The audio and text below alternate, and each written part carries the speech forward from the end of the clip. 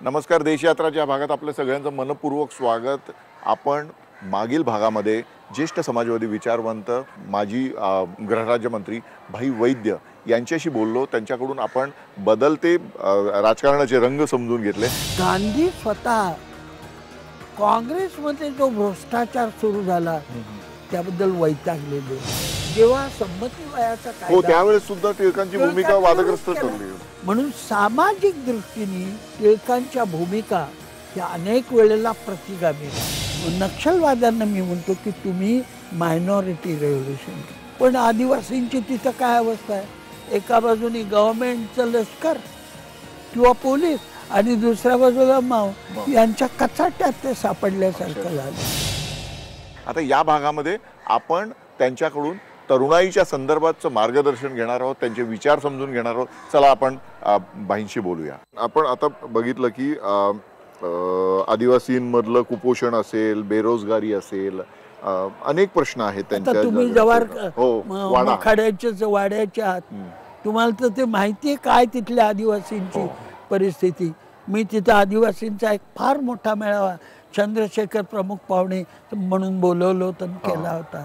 रवींद्र वैद्य वगैरे यांनी खूप चांगलं काम त्यावेळेला त्या मेळाव्यासाठी केलं. मला तसा केला होता कुरखेड्याला, म्हणजे आजच्या गडहिंग्लजमध्ये तिथे एक मोठा 1 लाखाचा मेळावा आम्ही घेतला होता. भाई आता असे कार्यक्रम जंगल जमीन अशी भूमिका घेऊ. अशा पद्धतीने आता वैचारिक मांडणी, सैद्धांतिक मांडणी आणि लोकांना विरोध प्रतिरोध लढे.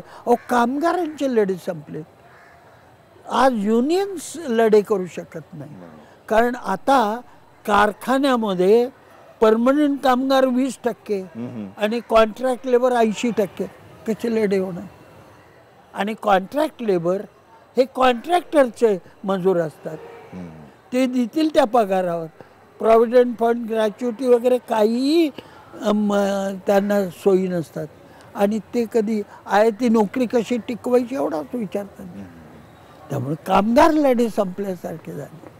या सगळ्या गोष्टीचा आपल्याला नव्याने विचार करावा लागेल, आणि तो जर आपण केला नाही तर ही लोकशाही आर्थिक बेबंदशाही मध्ये तिचं रूपांतर होत आहे. आता बघा, नोटबंदी नंतरची सगळी जी स्थिती आहे याच्यामध्ये याचा शेतकऱ्यांच्यावर काय परिणाम होईल काही विचार नाही. पण मला भाई याच्यात काय वाटतं की लोक जी उठायला पाहिजे होती ती का उठत नाही, हा तर मुद्दा आहेच. कारण मी स्वतः UP, बिहार अनेक ठिकाणी खेड्यापाड्यात जाऊन जागतिकीकरणामुळे शेतकऱ्यांना काय भोगावं लागेल हे मी सांगत होतो.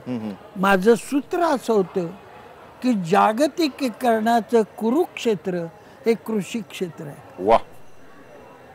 परंतु मी पाहिलं की शेतकऱ्यांचा रिस्पॉन्स नाही, त्यांच्या ते लक्षातच यायचं नाही. जागतिकीकरण म्हणजे काय, शेतकऱ्यांच्यावर परिणाम होतो म्हणजे काय होतं हे. आणि मलाही आय मस्ट ॲडमिट की मला ते त्यांच्यापर्यंत नेता येत नव्हतं. अशी परिस्थिती आहे आज. तीच परिस्थिती कोण त्यासाठी करतंय? काय कोणीच काय करताना, म्हणजे जे प्रयत्न आहेत ते छोटे छोटे प्रयत्न. म्हणजे जिथं दारिद्र्य, जिथं वंचन आहे, जिथं शोषण आहे, तिथं लढायचं सोडून तुम्ही दुसऱ्याकडे लढत राहिला तर काय? पण कुठलाच राजकीय पक्ष, कुठलीच राजकीय प्रणाली याला अपवाद नाहीये ना. नाही, सगळेच जण म्हणजे डाव्यांनी करायला पाहिजे तेही करत. ही परिस्थिती किंग कर्तव्य मूढ बनले या परिस्थितीत. हे जे एंड ऑफ आयडिओलॉजीची कल्पना आहे ना, 56 साली ते पुस्तक आलं, एंड ऑफ आयडिओलॉजी. आणि त्यानंतर आता त्याचं प्रत्यक्षात आपल्याला आता दिसायला. म्हणजे आता बहुतेक सर्व राजकीय पक्षांचा तोंडावळा सारखा झालाय. ही परिस्थिती आहे. म्हणजे पुण्यामध्ये आता जे गुंड मंडळी जी आधी राष्ट्रवादीत होती ती आता भाजपमध्ये अत्यंत सन्मानाने आले. म्हणजे काँग्रेसचं तिकीट भाजपचा AB फॉर्म घ्यायचा आणि शेवटी अपक्ष व्हायचं, इथपर्यंत परिस्थिती. एक कार्यकर्त्यांनी दाखवून दिले की काय काय चंचलपणा राजकारणात असू शकतो.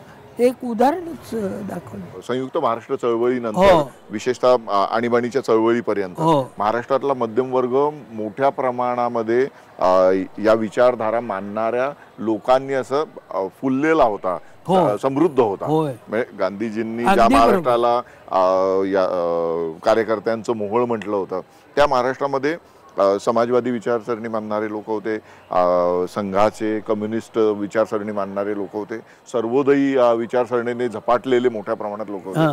पण 75 नंतर आणीबाणी नंतरच्या ह्याच्यामध्ये हा विचारसरणी मानणारा वर्ग जो होता तो कमी कमी होत जाताना दिसला. आणि आता तर म्हणजे तरुणांसमोरची जी विचारसरणी आहे ती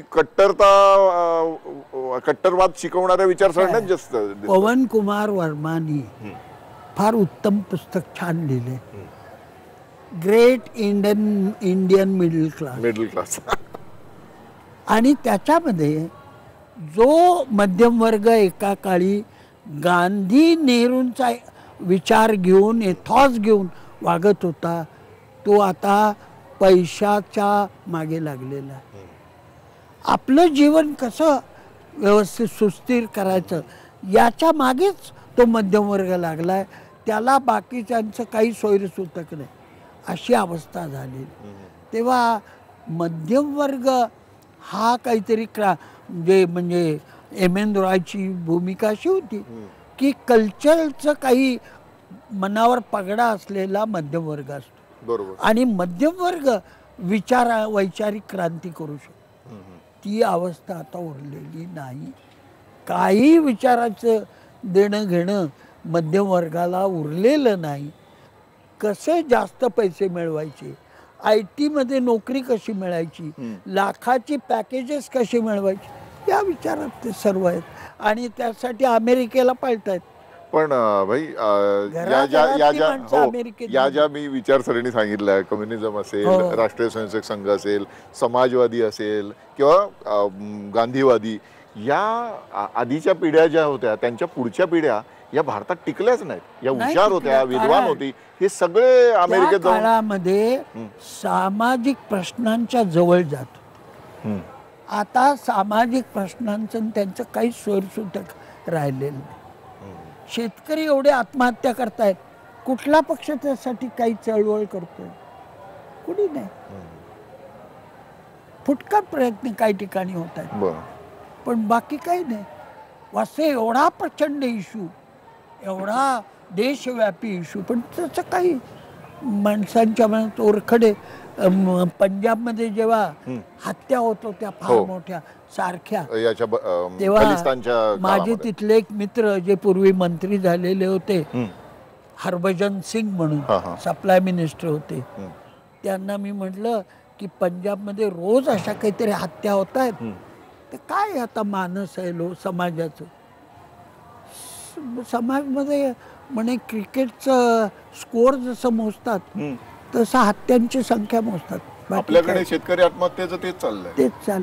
ही जी इनसेन्सिटिव्हिटी, संवेदनहीनता ही पसरतीये, मन बोथट झाली आहे, त्याचा आपल्याला फार गंभीरपणाने विचार करावा लागेल. आणि तो जर डाव्यांनी केला नाही तर उजव्यांना मोकळं राहणं पण दिलं, असा त्याचा दिलेलंच आहे. ट्रम्प आलेलाच आहे. बरोबर आहे. म्हणजे बघा, अमेरिकेमध्ये ट्रम्प आहे, इकडे जर्मनी, आपल्याकडे अंजेला मर्केलच्या विरोधात. म्हणजे आता जर्मनीत स्कॅन्डिनेव्हियन कंट्री सोडले, तिथेही आता गडबडी व्हायला लागली. 15 वाड्यात मी जर्मनीतल्या एका बातमीने माझं लक्ष वेधून घेतलं.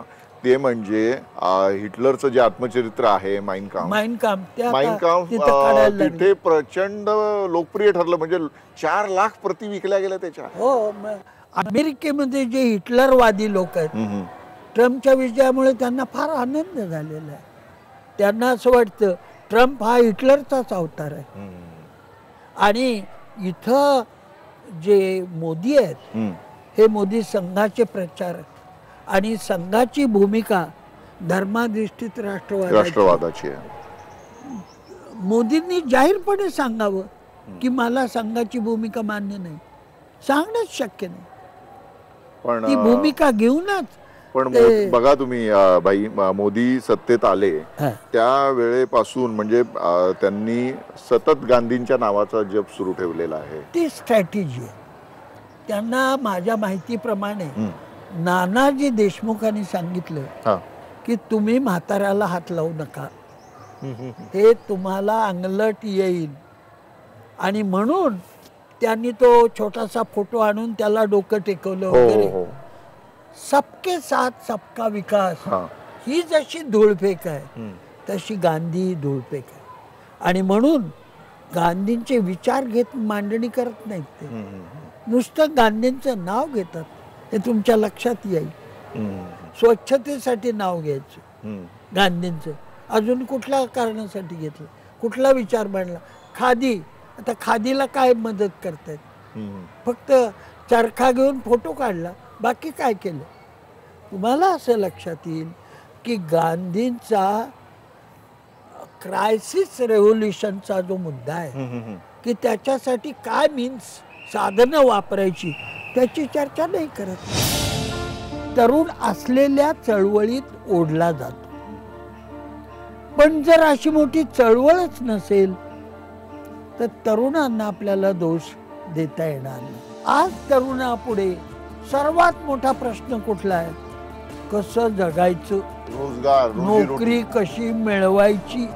आई वडिलाकडून होत नसेल तर काय करायचं, असे प्रश्न.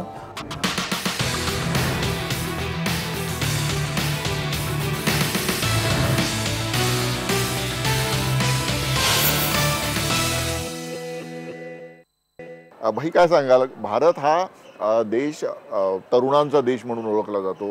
60% अधिक लोकसंख्या 35च्या खालची आहे. तर असा हा तरुण देश आहे. पण तरुण ज्या पद्धतीने रचनात्मक कामामध्ये स्वतःला झोकून देताना दिसले पाहिजेत ते दिसत नाही आहेत. आणि त्यामुळे भारत एकीकडे महासत्ता होणार म्हणून चर्चा खूप केली जाते, परंतु दारिद्र्य रेषेखालील लोकांची संख्या दिवसेंदिवस वाढत चाललेली दिसते. काय सांगाल, तुमचा अनुभव काय दिसतोय? तरुणांच्या बद्दल मी असं म्हणेन की स्वातंत्र्याची चळवळ ही देशव्यापी होती, अशी कुठलीच चळवळ आज नाही. तरुणांनी निर्माण करायची ही गोष्ट वेगळी, परंतु सर्वसाधारणपणे नेहमी असं होतं की तरुण असलेल्या चळवळीत ओढला जातो. पण जर अशी मोठी चळवळच नसेल तर तरुणांना आपल्याला दोष देता येणार नाही. बरोबर. नंबर 1. नंबर 2, हजारो तरुण वेगवेगळ्या संघटनेत आज काम करत आहेत. जेव्हा त्यागाचं आव्हान येतं, मोठं महत्त्वाचं काम समाजसेवेचं आव्हान येतं, तेव्हा तरुण धावून जातात, भाग घेतात. माझ्या माहितीप्रमाणे असे 5-10 हजार तरुण देशभर कुठल्या न कुठल्या तरी संस्थेत काम करतात. बरोबर. परंतु या संस्था विस्कळीत आहेत. आणि संख्या सुद्धा ही कमी त्याच्यातल्या आहे. बऱ्याचशा NGO आहेत. NGOचं चारित्र्य जरा वेगळं असतं, हो. परंतु अनेक चळवळी आहेत. आणि तरुण, मग बाबा आमटेंची चळवळ असेल, मेधा पाटकरांची चळवळ असेल, अशा अनेक, जेव्हा नामांतराची चळवळ आली, तरुण त्याच्यामध्ये फार मोठ्या प्रमाणावर, आणि विशेष म्हणजे नॉन दलित तरुणसुद्धा मोठ्या प्रमाणात त्याच्यात सहभागी झाले. चळवळ असली म्हणजे तरुणांना भरता येतं, पण तशी चळवळ नसल्यामुळे आज तरुणांना दोष देता येणार नाही. नंबर 1. नंबर 2, आज तरुणापुढे सर्वात मोठा प्रश्न कुठला आहे? कसं जगायचं, रोजगार, रोजीरोटी. नोकरी कशी मिळवायची, शिक्षण कसं पुरं करायचं, त्याच्यासाठी लागणारी लाखो रुपयाची फीची तरतूद आई वडिलाकडून होत नसेल तर काय करायचं, असे प्रश्न. तुम्ही वाचलंच असेल, टाइम्स ऑफ इंडियाने एक स्टडी दिला. हा स्टडी सेन्सस डिपार्टमेंटचा आहे, आणि त्यांनी स्टडी याबद्दल दिला की शालाबाह्य मुलांची संख्या किती आहे. आता वास्तविक ही संख्या प्रत्येक शिक्षण मंत्र्यांनी सांगितलेली आहे. कपिल सिब्बल जेव्हा मंत्री शिक्षण मंत्री होते तेव्हा त्यांनी सांगितलं की शालाबाह्य विद्यार्थ्यांची संख्या 71 लाख आहे. बरोबर. त्यानंतर या ती सीता इराणी, स्मृती इराणी, हा स्मृती म्हणजे ती सीतेचं काम केलेली, तिने स्मृतीमध्ये सीता जास्त राहिलेली. शिक्षण मंत्र्याचं तिने काम केलं. तिने सांगितलं की 61% आहेत. परंतु आता सेन्सस डिपार्टमेंटची आकडेवारी आली आहे की शालाबाह्य मुलांची संख्या 8,40,00,000 आहे. म्हणजे सरकारने खोटी आकडेवारी.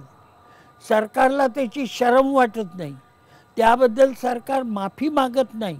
आणि जे तथाकथित शिक्षणशास्त्रज्ञ किंवा शिक्षण क्षेत्रात काम करणारे माणसं आहेत त्यांनाही ही संख्या पाहून राग येत नाही, चीड येत नाही, सरकारला जाब विचारत नाही.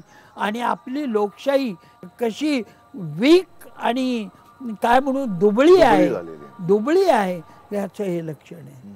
तेव्हा 8,40,00,000 शालाबाह्य मुलं या देशामध्ये असतात. आणि तीच गोष्ट बाई शाळेत जेवढी मुलं दाखल होतात, समजा 100 मुलं पहिलीमध्ये दाखल झाली तर ती 10वी पर्यंत ड्रॉपआउट गळतीचा प्रचंड आहे. 10वी नंतर 50% आणि 15 फक्त उरतात. शिक्षणात किती जातात. आणि माझं तर असं म्हणणं आहे की उच्च शिक्षणात गरीब मुलं किती आहेत याची खाणेसुमारीच व्हायला पाहिजे. कारण आता उच्च शिक्षणातली फी लाखोच्या संख्येत गेलेली आहे. तेव्हा मला नाही वाटत की आदिवासी, दलित, भटक्या समाजाचे लोक हे उच्च शिक्षणापर्यंत पोहोचू शकत असतील. नाममात्र अपवाद म्हणून कुठे असतील, परंतु ते उच्च शिक्षणापर्यंत जाऊ शकतील असं मला वाटत नाही. सरकारने त्याचा सर्वे केला पाहिजे. शिक्षण शास्त्रज्ञ तो घ्यायला लावला पाहिजे अशी याची गरज आहे. स्वातंत्र्य मिळालं आपल्याकडे, चिंता आहे रोजगार आणि शिक्षण, त्या चिंतेपोटी आज तरुण वर्ग हा हैराण झालेला आहे. हेही आपण लक्षात घेतलं. निश्चितच स्वातंत्र्य आपल्याला मिळालं त्यावेळेस गांधींच्या तत्वज्ञानाने भारावलेले अनेक तरुण तरुणी ग्रामीण भागात गेले. त्यांनी तिथे शाळा सुरू केल्या. प्राणार्पण शिरीष कुमार 16 वर्षाचा आणि त्यांनी प्राणार्पण म्हणजे गर्दीत गोळी लागली असं नाही, मारा माझ्या छातीत गोळी असं म्हणून तो पुढे गेला पोलिसांच्या. गांधींच्या तत्वज्ञानाने प्रेरित होऊन अनेक तरुण तरुणी ग्रामीण भागात गेले. त्यांनी तिथल्या सामाजिक आणि शैक्षणिक उत्थानाचं काम केलं मोठ्या प्रमाणात. आता ते प्रमाण कमी झालेलं दिसतं आणि शिक्षणाचं पूर्णपणे बाजारीकरण झालं. मला एक दुरुस्ती अशी करायची की गांधींच्या तत्वज्ञानाने भारलेले नव्हते, स्वातंत्र्याकांक्षेनी भारलेले होते. आणि गांधींनी स्वातंत्र्याकांक्षा ही कानाकोपऱ्यापर्यंत, गोरगरिबापर्यंत, खेडोपाड्यापर्यंत नेली. हे गांधींचं वैशिष्ट्य. बरोबर. तेव्हा पण गांधी म्हणजे खेड्याकडे चला सांगितलं होतं ना, मी खेड्याकडे चला सांगितलं याचा अर्थ खेड्याचा विचार करा. आणि तो गांधींच्या आशीर्वादाने जे शासन आलं त्यांनीही केला नाही, वस्तुस्थिती आहे. त्यांनी गांधींना उलट जबाब दिला. अजून एक सांगण्याजोगी गोष्ट, त्या पत्राबद्दलच मला विचारायचं नाही, त्या पत्राच्या आधी अजून एक गोष्ट तुम्हाला सांगतो मी.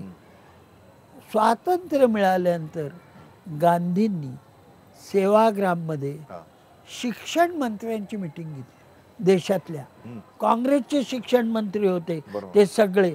आणि त्यांना सांगितलं की पहिलं एक काम करा, सर्व प्राथमिक शिक्षण सरकारी आणि मोफत करा आणि सक्तीचं करा. त्यावेळेला गांधींना शिक्षण मंत्र्यांनी काय उत्तर दिलं माहिती आहे? हे आर्थिक कारणामुळे शक्य नाही. त्यात गांधीजींनी अजून एक तरतूद करावी असं म्हटलं होतं. ते म्हणजे की ही सगळी ग्रामीण भागातली मुलं आहेत त्यांच्या पारंपरिक ज्या कला त्यांच्या अंगामध्ये उपजत असतात, म्हणजे त्याच्यामध्ये हस्तकलेपासून तर व्यावसायिक कुंभारकला असेल, विणकाम असेल, या सगळ्या गोष्टी त्या अभ्यासक्रमात असाव्यात असं त्यांनी म्हणून नई तालीम नई तालीम ही एक वेगळी शिक्षण पद्धती होती आणि त्याच्यामुळं युनोनी 2000 वर्षातल्या 100 शिक्षण शास्त्रज्ञांची एक यादी केली, प्रसिद्ध केली त्यांनी. आणि त्या यादीमध्ये देशातले, आपल्या देशातले 3च नावं. ती 3 नावं कोण होती? महात्मा गांधी, रवींद्रनाथ टागोर, महात्मा गांधी आणि जे.पी. नाईक. ही 3च नावं. वेद निर्माण करणारा हा देश, तिथं असे जागतिक ख्यातीचे 3च लोक. ही परिस्थिती. आणि ज्या पद्धतीने शिक्षणाकडे प्रथम पासून दुर्लक्ष केलं. वास्तविक स्वातंत्र्य मिळाल्याबरोबर प्राथमिक शिक्षण सक्तीचं आणि मोफत करणार ही घोषणा का केली नाही? याच पुण्यातून स्वातंत्र्याच्या जवळपास 50-60 वर्ष आधी तशी मागणी महात्मा ज्योतिबा फुले यांनी केली होती की प्राथमिक शिक्षण सक्तीचं करा. पण ते आम्ही स्वीकारलं नाही. ही पहिली गोष्ट. ब्रिटिश होते, त्यांनी स्वीकारायचा प्रश्नच नव्हता, त्यांना त्याची गरजही नव्हती. पण स्वातंत्र्य मिळाल्यानंतर महात्मा फुलेंची मागणी का नाही मान्य झाली? गांधींची मागणी का नाही मान्य झाली? हा प्रश्न आहे. नोटबंदीवर तुम्ही काय भाष्य कराल? नोटबंदी हा ब्रॅव्हॅड होता. मी केलं, धाडसाने केलं, पण त्याचे दुष्परिणाम भयानक झाले.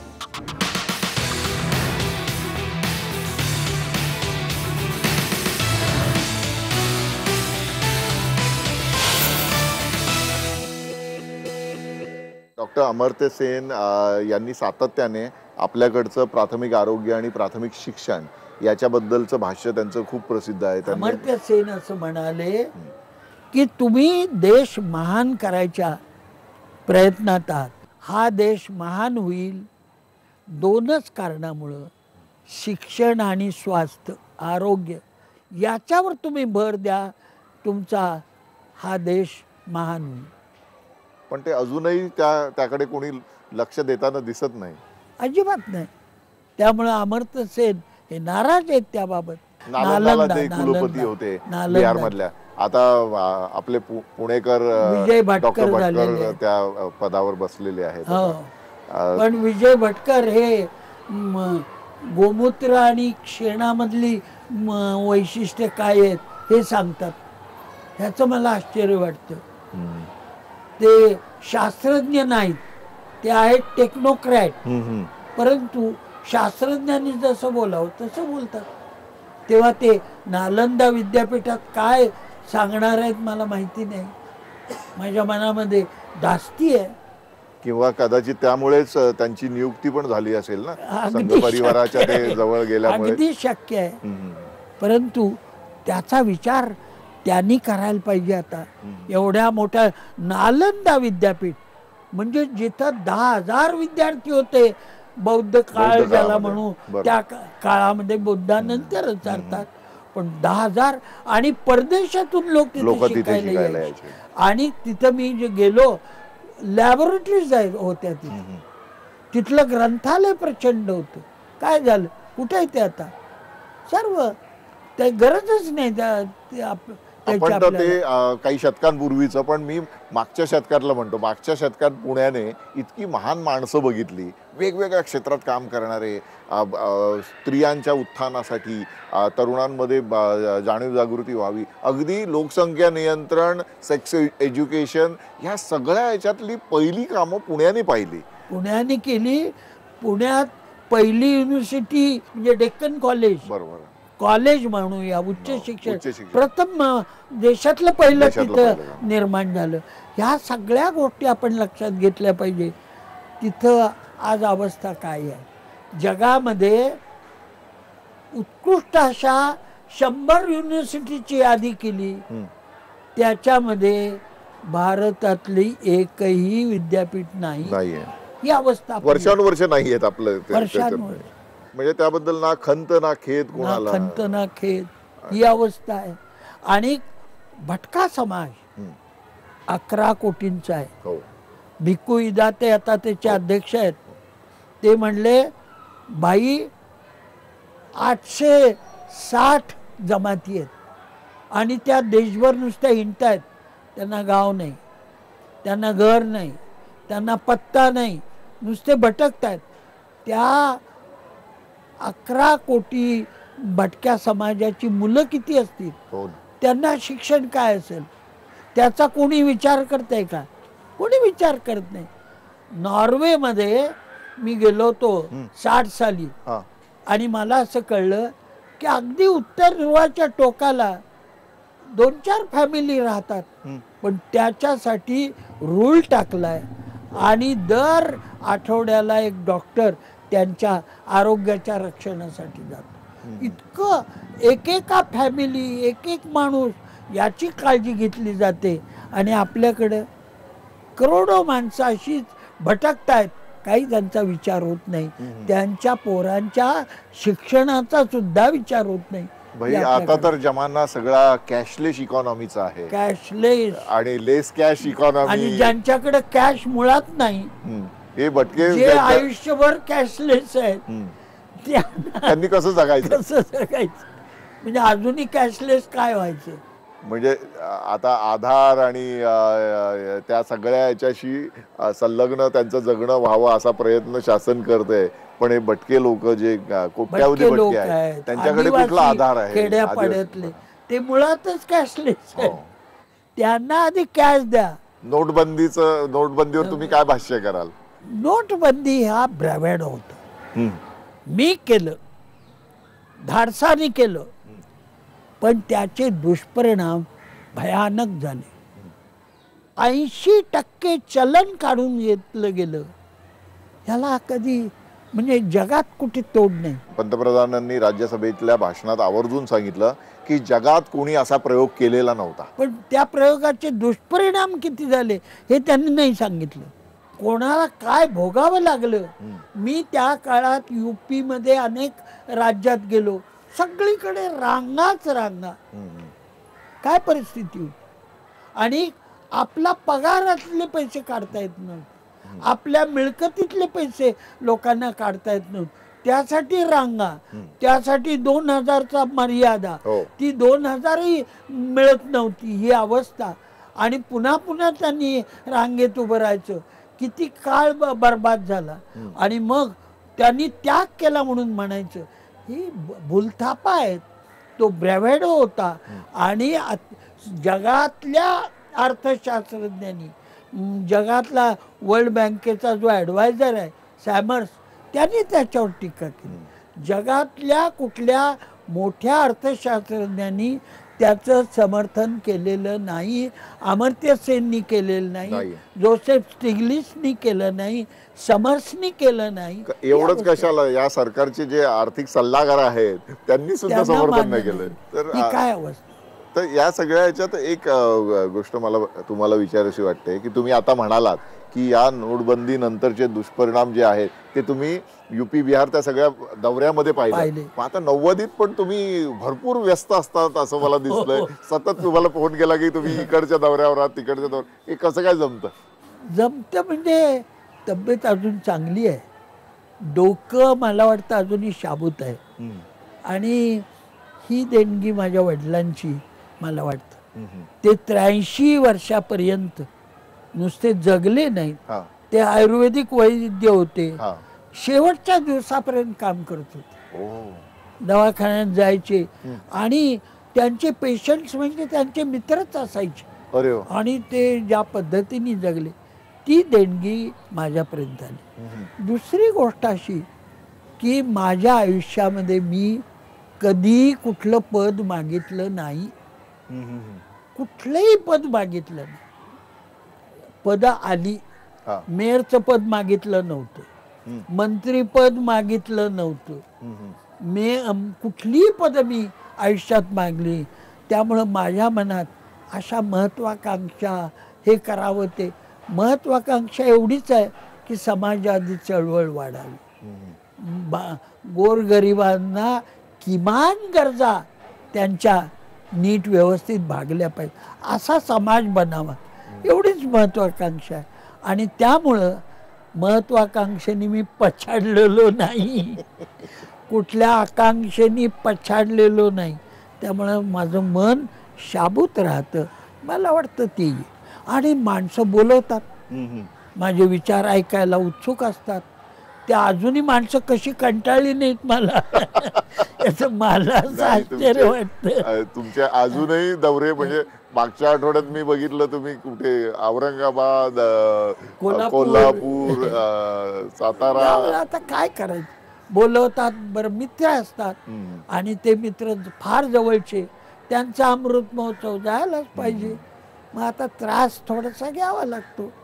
आणि सुदैवाने प्रवासाचा मला त्रास होत नाही. नाही होत का त्रास? प्रकृती तशी आहे. मला बीपी नाही, हार्टचा प्रॉब्लेम नाही, मला डायबिटीजचा प्रॉब्लेम नाही. फक्त जरा आर्थरायटिस थोडा त्रास देतो मला.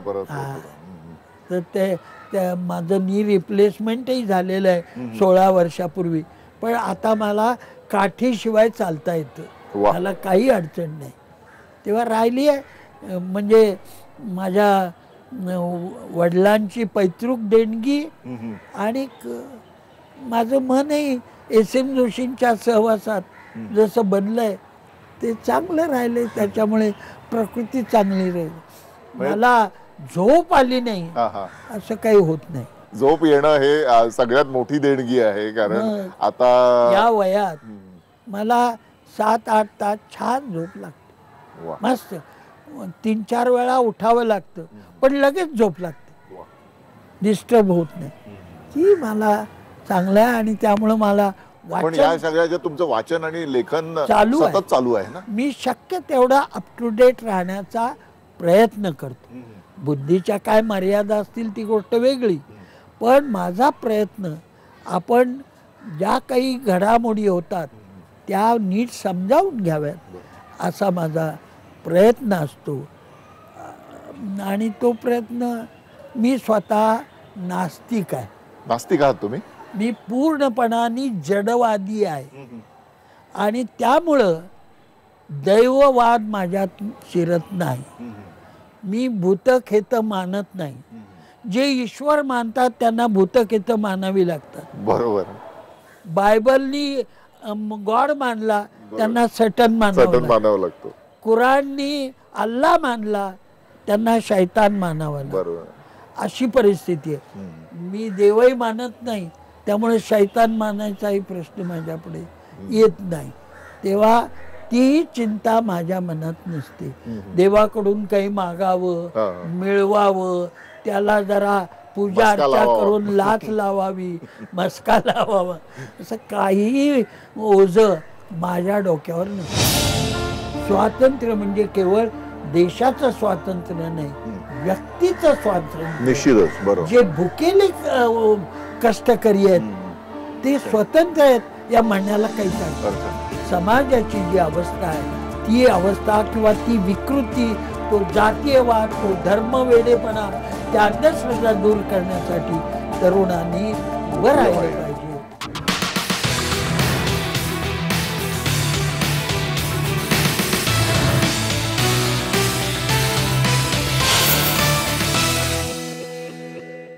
तुम्ही आजच्या तरुणांना काय सांगाल? कारण भाई बघा, वेगवेगळ्या पद्धतीचे तरुण आता वेगवेगळ्या वयोगटातले आणि समाज घटकातले आपल्याला पाहायला मिळतात.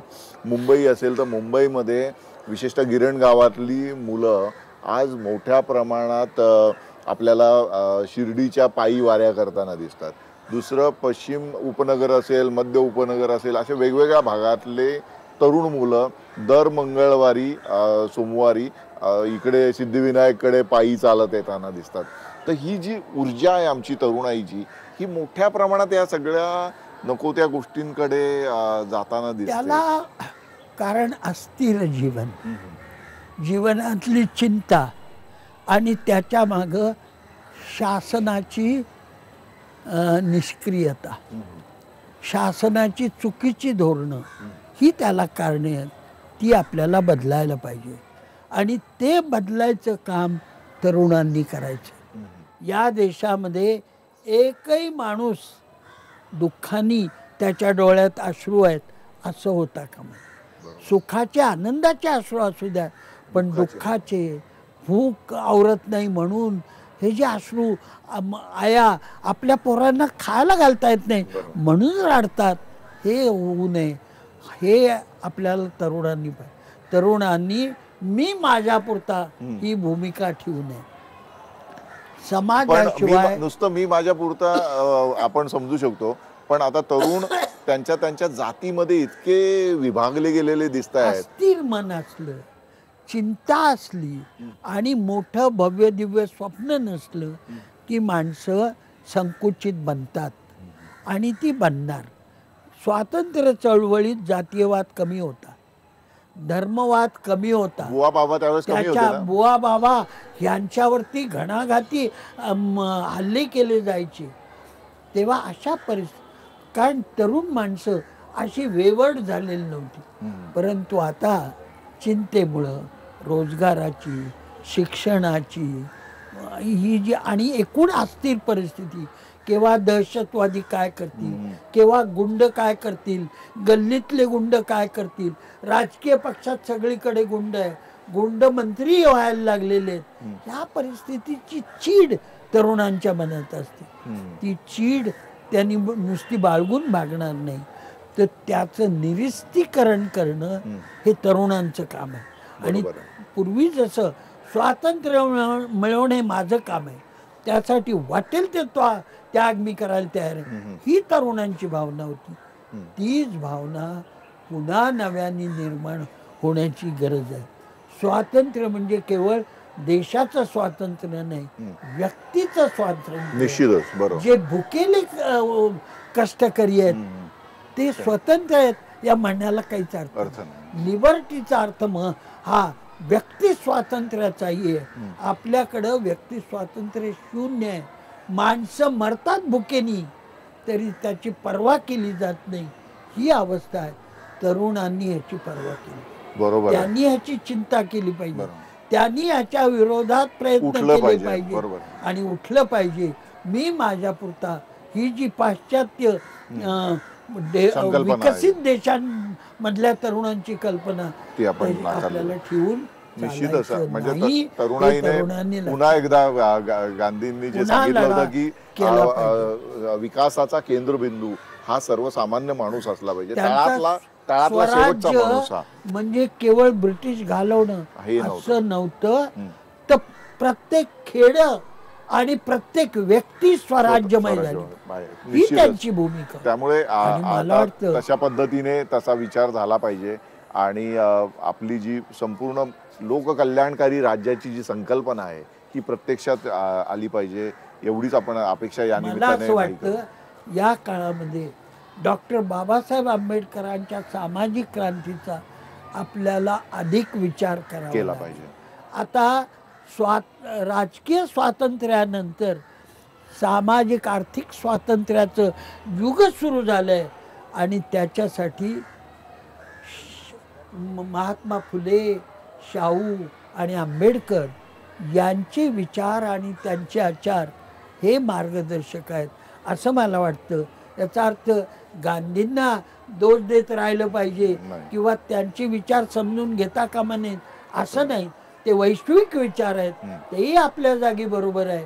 पण आज समाजाची जी अवस्था आहे ती अवस्था किंवा ती विकृती, तो जातीयवाद, तो धर्मवेडेपणा, त्या अंधश्रद्धा दूर करण्यासाठी तरुणांनी उभं राहिलं पाहिजे, झटलं पाहिजे, वाटेल तो त्याग करायची तयारी दाखवली पाहिजे असं मला वाटतं. निश्चितच बाई, आपण देशयात्रामध्ये आलात आणि तुमचे विचार इतक्या विस्तृत पद्धतीने आणि विश्लेषण त्याचं करून तुम्ही मांडले.